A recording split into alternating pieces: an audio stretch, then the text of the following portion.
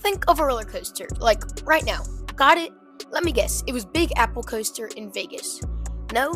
Then what was it? Well, whatever it is, I doubt it was in China. Unless you cheated and saw the title of the video and decided to choose a Chinese roller coaster, but that's besides the point.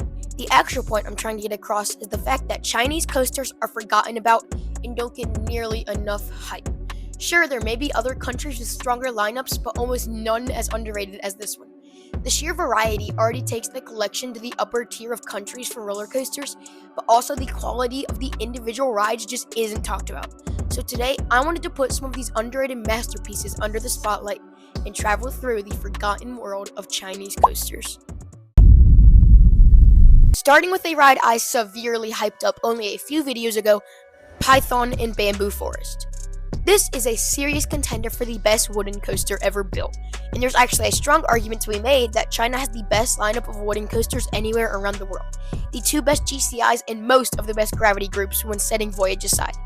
I already talked about Python in the video previously mentioned, so I don't want to spend that much time here. All I really have to say is this has arguably the best collection of laterals on a coaster, arguably the best setting, and loads of airtime. And just remember, this is ranked 150th in the world behind Nitro, an average B&M hyper with the worst but also funniest color scheme ever. So if that doesn't say underrated, I don't know what does. Next, I wanted to talk about the insane SNS coasters found throughout China. You probably already knew Dynaconda, the superior version of Ejanica in X2, which is actually one of the few highly ranked Chinese coasters and has just skyrocketed up the world rankings in the past few months to 16th. However, I want to shift my view over to the launched SNS coasters of China. No matter what you say, these are the finest of their works. But these are also some of the most popular coasters located in the country, so I don't want to go that in depth on them yet again. In fact, most of these are pretty well known and some for the wrong reasons, and I don't want to get into that.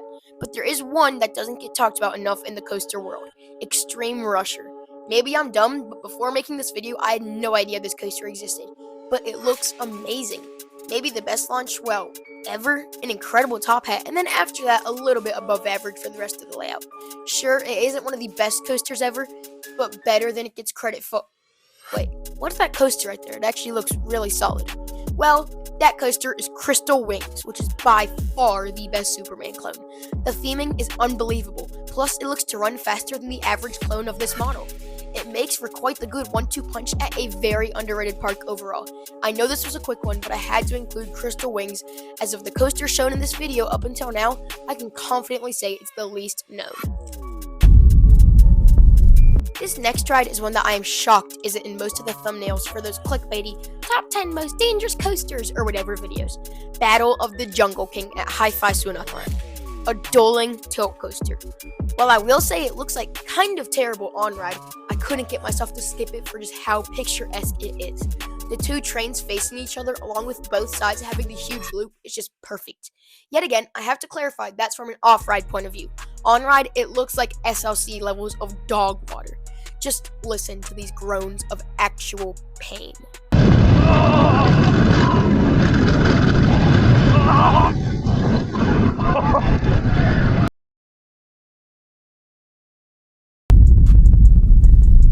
With only one more coaster to go, I wanted to get into the Intamins, and I know that you're probably already aware of Dueling Dragons and Soaring with Dragon, so I wanted to go over something a little more vague but still amazing, and then I found it.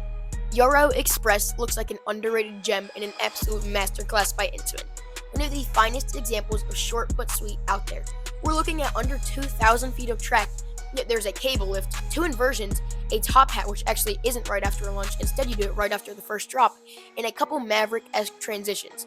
This ride looks to have an amazing ride experience, but not only that, there's also solid theming and head choppers everywhere throughout this layout that enhance the experience to an even higher level.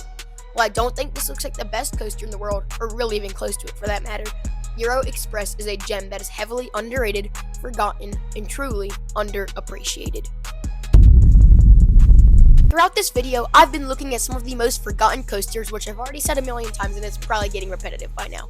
but I do want to recognize the best coasters in China, even including the more well-known ones. So I will quickly list off what I believe to be the top 10 coasters in this country. This song is called A World on Fire.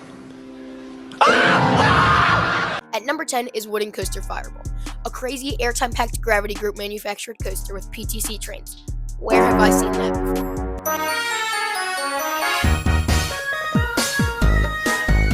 I gave the number 9 spot to Dueling Dragons, a dueling experience between a launched invert and a launched sit-down. What more can you say? Number 8 went to Flash at Lewa Adventure. While it is a clone, at the end of the day, it's a mock hyper, awesome layout and solid pacing. Clouds? Clouds? Clouds? Coming in at number 7 is Coaster Through the Clouds, other known as Chinese Millennium Force. Number 6 is another Intamin. We've got Soaring with Dragon. Awesome swing launch, amazing pacing, and arguably the most impressive singular piece of theming ever seen on any coaster ever built. To infinity and beyond! Starting off the top 5, we have the coaster home to Mach's punchiest launch, Beyond the Clouds. It's a little bit short, but oh my gosh, does this ride look like it packs a punch and a half. Definitely high up there when it comes to Mach coasters on my bucket list. I believe I can fly. For number 4, we have Flying Dinosaur's older sibling, approximately 910 miles, or for all you non-American folks, 1,464 kilometers away, Starry Sky Ripper. Basically a more wonky flying dinosaur, but a decent amount smaller. Still insanely high on my bucket list though, and as one of my most anticipated coaster elements out there. No way! Kicking off the top 3, we have the coaster home to the most creative and brilliant name known to mankind, Wood Coaster. It's made out of wood. I'm a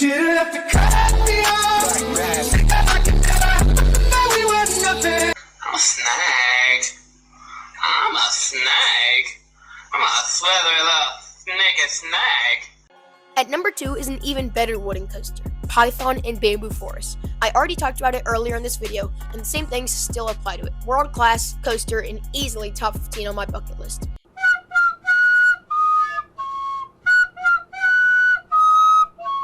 And for the holy grail of the country with the title of most roller coasters, Dynaconda. Wow. I'll be honest, if this was Ejinaika, I would have put Python above it, but Dynaconda actually goes a considerable amount faster through its elements, which is hard to believe when Ejinaika be going through elements like this. Anyway, we've made it to the end of this video.